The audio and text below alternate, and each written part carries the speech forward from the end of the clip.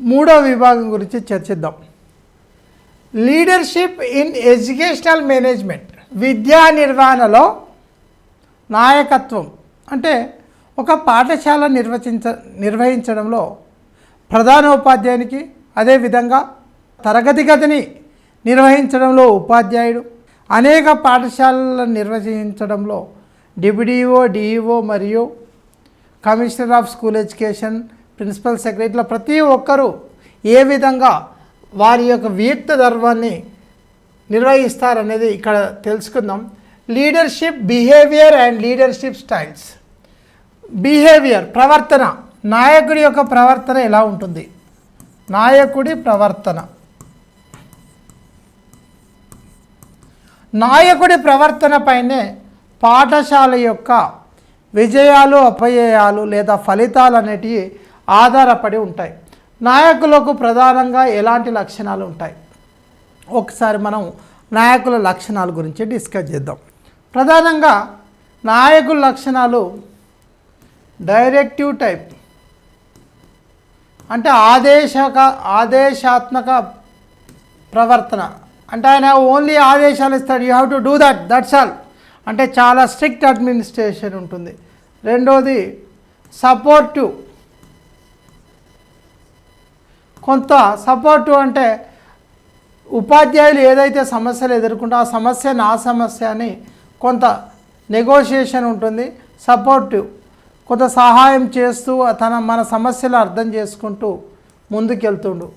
Next participative, అంటే స్వయంగా తనే భాగస్వామి అయ్యేటువంటి ప్రవర్తన. Next goal oriented or achievement oriented, అంటే ఇక్కడ పూర్తిగా భాగస్వామ్యమే కాకుండా ఒక స్పిరిట్ కలిగించే విధంగా నాయకులు ఉంటారు. ఇది ప్రధానంగా మనకు నాయకుల యొక్క ప్రవర్తన. మరి శైలి ఏ విధంగా ఉంటుందనేది ఇప్పుడు డిస్కస్ చేయాలి. శైలి చూసినప్పుడు autocratic, democratic, autocratic, democratic, laissez faire, transformative, next transactive. అంటే ఆటోక్రటిక్ అంటే నియంత్రితంగా వ్యవహరించడం, సమస్యలను అర్థం చేసుకోకుండా డైరెక్ట్గా నియంత్రణ, ఇది ఏ చెప్తా చేయాలి, ఎక్కువ మాట్లాడొద్దు అనే బిహేవియర్ ఉన్నటువంటి స్టైల్. నెక్స్ట్ డెమోక్రటిక్, ప్రజాస్వామ్యయుతంగా ఉన్నంటే ఉపాధ్యాయులకు కానీ తన కింద పనిచేసే వాళ్ళకు ఒక స్వేచ్ఛ, అంటే కనీసం డిస్కషన్ ఓరియంటెడ్గా డెమోక్రటిక్ వేలో. అదేవిధంగా లైజెస్ ఫెయిర్ అంటే ఇక్కడ స్వేచ్ఛాయుతంగా, అంటే ఆయన లేజీగా ఉంటాడు, మొత్తం స్వేచ్ఛ ఇచ్చేస్తాడు ఉపాధ్యాయులకు, మీరు ఏమన్నా చేసుకోండి.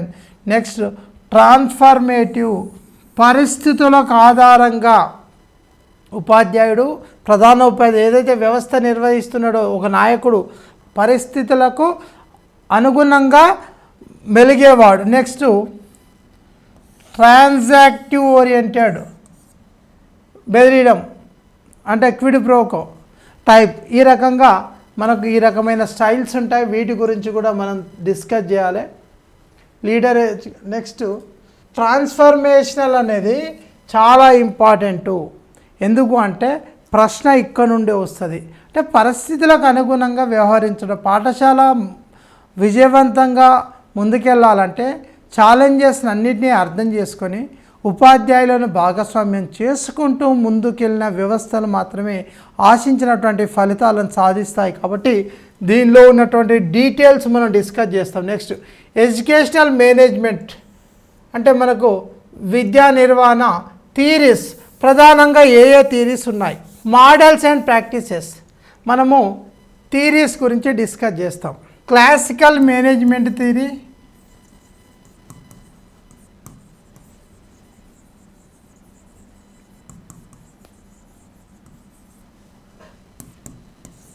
Number 2 human relative theory,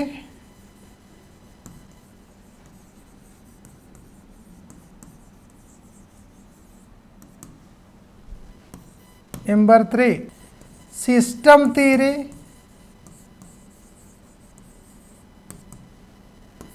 number 4 contingency theory. ఈ 4 థియరీస్ గురించి చాలా డీటెయిల్గా అందులో ఉన్నటువంటి కోర్ ఎలిమెంట్స్ అనేటివి కూడా మనం డిస్కస్ చేయాలి. నెక్స్ట్ దీంతో పాటు మోడల్స్ ఏ మోడల్స్ ఉన్నాయి, ఇప్పుడు మోడల్స్ గురించి కూడా మనం డిస్కస్ చేద్దాం. Decentralisation,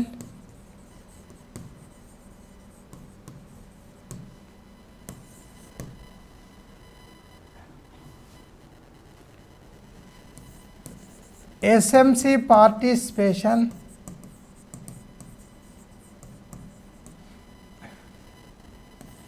teacher autonomy,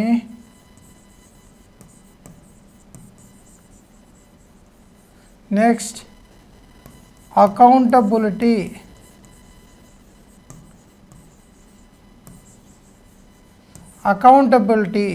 model. Decentralisation అంటే మనము వ్యవస్థలో ఉన్నటువంటి పని విభజన చేసుకొని, అదేవిధంగా ఎస్ఎంసి పార్టిసిపేషన్ అంటే ఎప్పుడైతే స్కూల్లో విద్యా కమిటీ ఎప్పటికీ ఆ కార్యక్రమాల్లో ఇన్వాల్వ్ అవుతుందో అటు టీచర్సు అదేవిధంగా విద్యార్థులు కూడా సరిగ్గా అంటే టీచర్ల పనితీరు మెరుగవుతుంది, విద్యార్థుల యొక్క విద్య కూడా మెరుగవుతుంది. అదేవిధంగా teacher attend teacher their own plan prepare చేసుకోవడం అంటే పరిస్థితులలో ఒక టీచర్ తను ఏ విధమైనటువంటి ప్లాన్ తోటి ముందుకెళ్ళి అదొకటి. నెక్స్ట్ అకౌంటబిలిటీ ఓరియంటెడ్ అంటే మనం ఇప్పుడు ఎప్పటికప్పుడు రికార్డ్స్ అనేటివి ఓపెన్ ఫోరంలో అంటే ఓపెన్ డొమైన్లో ఉంచుతాం, ఎవరైనా చూడవచ్చు, అంటే అంత ట్రాన్స్పరెన్సీని మనం ఎస్టాబ్లిష్ చేయాలి. ఇవి మనకు మోడల్స్. నెక్స్ట్ ప్రాక్టీసెస్ గురించి కూడా మనం డిస్కస్ చేయాలి. ఏ ప్రాక్టీసెస్ ఉన్నాయి ఇందులో? టీచర్ అటెండెన్స్, మంత్లీ అటెండెన్స్ 95% పైన ఉండాలి. నెక్స్ట్ స్టూడెంట్ ఎన్రోల్మెంట్, పాఠశాల అంటే ఆ గ్రామంలో ఉన్నటువంటి పాఠశాల బడీడి పిల్లలందరూ కూడా పాఠశాలలో చేర్చే విధంగా స్టూడెంట్ ఎన్రోల్మెంట్ కూడా మనం చూడాలి. Next SMC participation, learning outcomes 100% కనీసం 85% అచీవ్ కావాలి. నెక్స్ట్ బడ్జెట్ యూటిలైజేషన్ అంటే వచ్చినటువంటి బడ్జెట్ను 100% ప్రాపర్గా వినియోగించాలి, 100% ప్రాపర్గా వినియోగించాలి. ఇన్ఫ్రాస్ట్రక్చర్, మౌలిక వసతులు మనం వీలైనంత వరకు మౌలిక వసతులను కల్పించాలి. అండ్ ఎస్ఎంసి మీటింగ్స్ ప్రతి నెలకు ఒకసారి 1 మంత్కి ఒకసారి ఎస్ఎంసి మీటింగ్ ఏర్పాటు చేయాలి. విద్యార్థుల అంటే డ్రాప్ అవుట్ రేట్ తగ్గించు ఎన్రోల్మెంట్ పెంచే విధంగా ఈ ప్రాక్టీసెస్ను మనం చాలా డీటెయిల్గా ఒక్కొక్కటి కూడా రేపు పొద్దున డిస్కస్ చేయడానికి అవకాశం ఉంటుంది. Next principles and techniques in educational managements. ఇందులో ఏ అంశాలు వస్తాయి? ఇందులో ప్రిన్సిపల్స్కి వచ్చినప్పుడు గోల్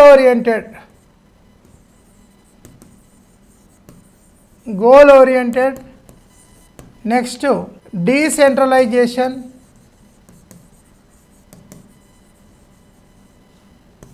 నెక్స్ట్ పార్టిసిపేషన్,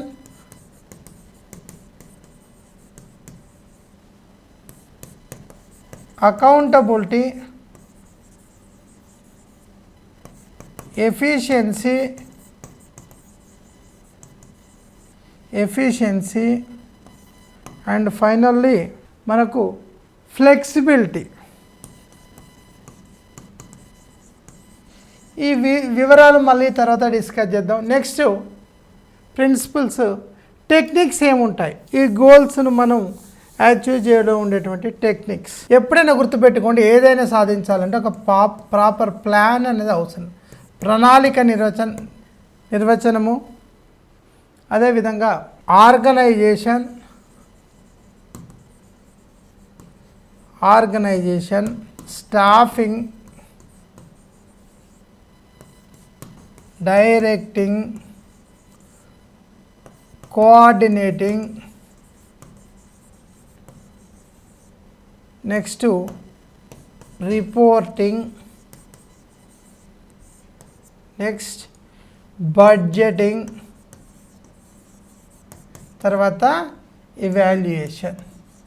ఇదంతా అయిపోయినాక ఫైనల్గా సెలబ్రేషన్స్ చేయాలి కదా, విజయాలు సాధించినప్పుడు సెలబ్రేట్ చేసుకోవాలి. ఈ విధంగా మనకు ఈ టెక్నిక్స్ ఉంటాయి.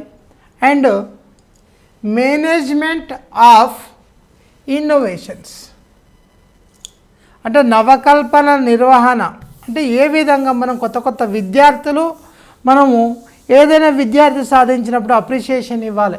టీచర్లు ఒక కొత్త కార్యక్రమాన్ని తీసుకుంటే టీచర్లకు అవార్డ్స్ ఇవ్వడం, ఇంక్రిమెంట్స్ ఇవ్వడం, లేదంటే అప్రిషియేషన్ సర్టిఫికేట్స్ ఇవ్వడం, ఇలాంటి అన్నిటిని కూడా విద్యా ప్రమాణాలు మెరుగవడంలో ఇవన్నీ కూడా కీలకంగా పనిచేస్తాయి. Next dimensions of educational management and various emerging approaches. ఇప్పుడు డైమెన్షన్స్ ఒక్క డిస్కస్ చేసి ఎమర్జింగ్ అప్రోచెస్కి వెళ్దాం. ఈ డైమెన్షన్స్ ఒక్కసారి చూసినట్లయితే స్ట్రాటజిక్, ఒక వ్యూహాత్మక విధానాన్ని అవలంబించాలి. Next operational, next human, next financial,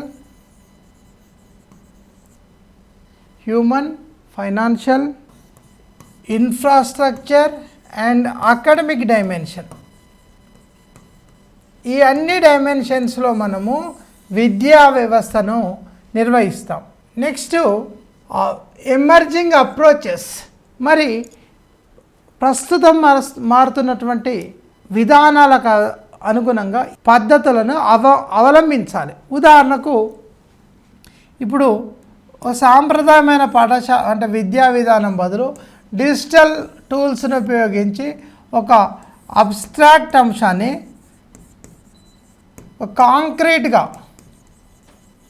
concrete అంటే మనకి అమూర్త భావాలను మూర్త భావాలుగా వెళ్ళడం కోసం ఇలాంటి ఐఎఫ్ఈ బోర్డ్సు, అదేవిధంగా ఆర్టిఫిషియల్ ఇంటెలిజెన్సు, అదేవిధంగా ప్రాజెక్ట్ ఓరియంటెడ్ టీచింగ్స్ అనేటివి మనకు చాలా ఉపయోగపడతాయి. నెక్స్ట్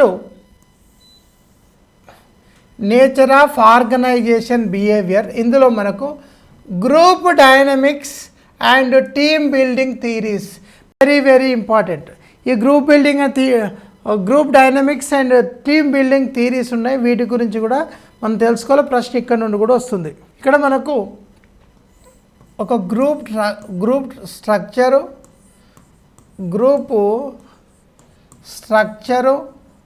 అదేవిధంగా రోల్ అండ్ రెస్పాన్సిబిలిటీస్,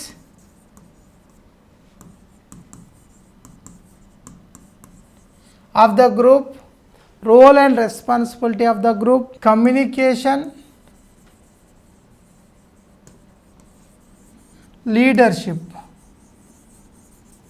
అనే అంశాలను మనము ఈ గ్రూప్ డైనమిక్స్లో డిస్కస్ చేస్తాం. అదేవిధంగా ఒక important theory, group dynamic theory గురించి మనము ట్రక్మ్యాన్ థియరీ అంటాం.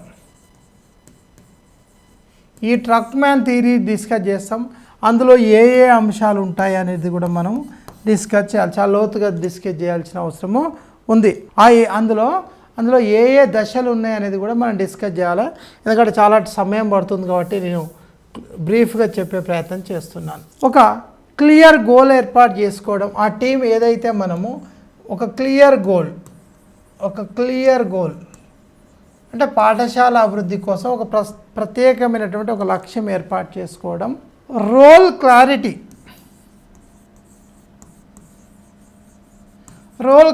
అంటే హెడ్ మాస్టర్ ఏం చేయాలి, టీచర్ ఏం చేయాలి, విద్యార్థి ఏం చేయాలి, ఎవరి పని వాళ్ళు ఏ విధంగా నిర్వర్తించాలి. ఓపెన్ కమ్యూనికేషన్ అంటే పరస్పరం చర్చించుకోవాలి. ఉపాధ్యాయులు ప్రధాన ఉపాధ్యాయునితో పాటు ప్రధాన ఉపాధ్యాయుడు ఉపాధ్యాయులతో చర్చించుకోవాలి. ఏ విధంగా మనం ఎగ్జిక్యూట్ చేయాలనే అంశాలను చర్చించాలి. ట్రస్ట్ బిల్డింగ్ అంటే ఆ పాఠశాల పైన ఒక నమ్మకం ఏర్పడే విధంగా మనం ముందుకెళ్ళాలి. Trust building. Conflict resolution.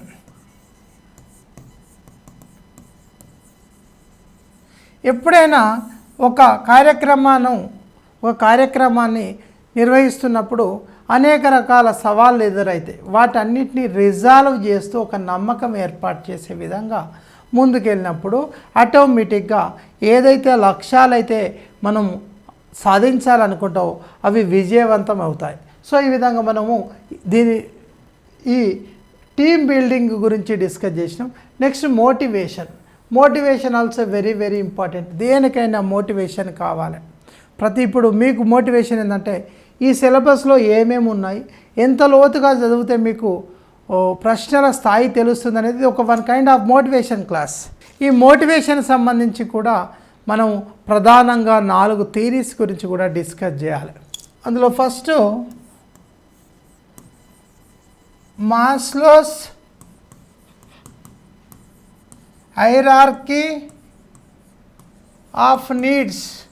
Maslow అవసరాల సిద్ధాంతం నెంబర్ 1. Number 2 హెర్జ్బర్గ్ 2 factor theory.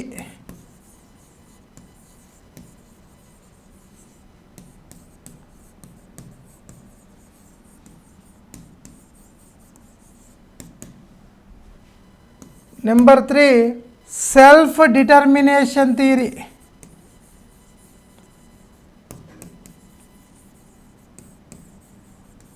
ఈ విధంగా మనకి motivational theories. Next implications for management. వీటి యొక్క ఇంప్లికేషన్స్ ఏ విధంగా ఉంటాయి మేనేజ్మెంట్స్. అదేవిధంగా సెల్ఫ్ మేనేజ్మెంట్ విజేవిస్ ఎడ్యుకేషనల్ మేనేజ్మెంట్. అంటే ఇది విజేవిస్ అంటే వర్సెస్ మధ్య పోలిక. సెల్ఫ్ మేనేజ్మెంట్ అంటే ఒక ఉపాధ్యాయుడు ఒక తరగతి గది నిర్వహణకు తను ఒక వినూతన విధానాలతోటి ముందుకెళ్ళడం అనేది సెల్ఫ్ మేనేజ్మెంట్. అంటే స్వయం నిర్వహణ. ఒక పాఠశాలలో ఒక తరగతి 10వ తరగతి గణితం బోధించే ఉపాధ్యాయుడు ఏ విధంగా పాఠ్య ప్రణాళికను ముగించి అనుకున్నటువంటి లక్ష్యాల వైపు ముందుకెళ్తాడో అది సెల్ఫ్ మేనేజ్మెంట్ అవుతుంది. అన్ని తరగతులకు మరియు విద్యార్థుల యొక్క అభ్యసన లక్ష్యాలను సాధించే విధంగా ఒక నిర్మాణాత్మకమైన ప్రణాళిక తయారు చేసుకుంటుంది ఎడ్యుకేషనల్ మేనేజ్మెంట్ లేదా స్కూల్ మేనేజ్మెంట్ అవుతుంది. అంటే వీటి మధ్య ఉన్న స్పష్టత, ఇది సంకుచితమైంది, ఇది విశాలమైంది. అంటే ఇది only relative to 1 class or 1 teacher. This related to the entire classroom, entire school. Okay, ఇది మనకు 3rd unit. Next 4th unit గురించి కూడా మనం ఇప్పుడు డిస్కస్ చేయాలి.